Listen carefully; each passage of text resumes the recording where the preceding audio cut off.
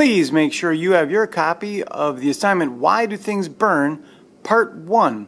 We're testing a hypothesis for why things burn. Things burn because they lose phlogiston, that they release this material called phlogiston.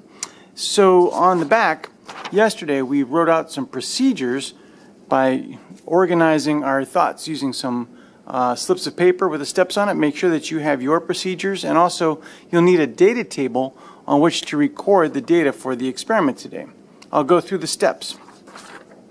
So when you go back to the lab bench, make sure that your goggles are worn, and you'll find a cup, and in the cup is a piece of magnesium metal and several matches. We're going to use all of the metal and all of the matches.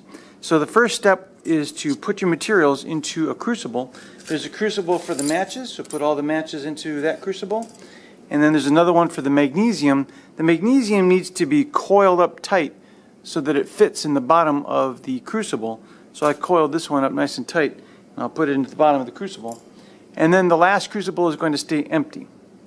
We'll take the starting masses of each of these crucibles. There's a balance close to your bench along the wall or behind the turtle tank. Just put the materials on the balance and write down what the mass says. When there's nothing on the balance, the mass should say 0. If it doesn't say 0, let me know so I can fix that.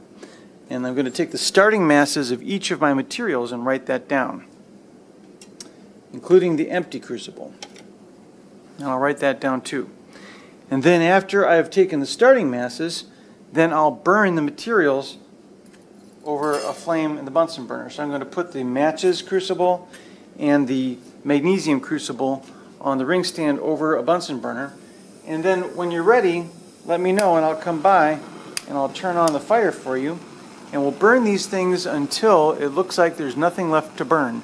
You can tell that it's all burned out when all the material inside is turned into ashes and you don't see any more flame or smoke. When it's clear that everything is done burning, then what we'll do is we'll take these down from the Bunsen burner and we'll let them cool before we weigh them again. You'll also need to heat the empty crucible for approximately the same amount of time as you heated the other two crucibles.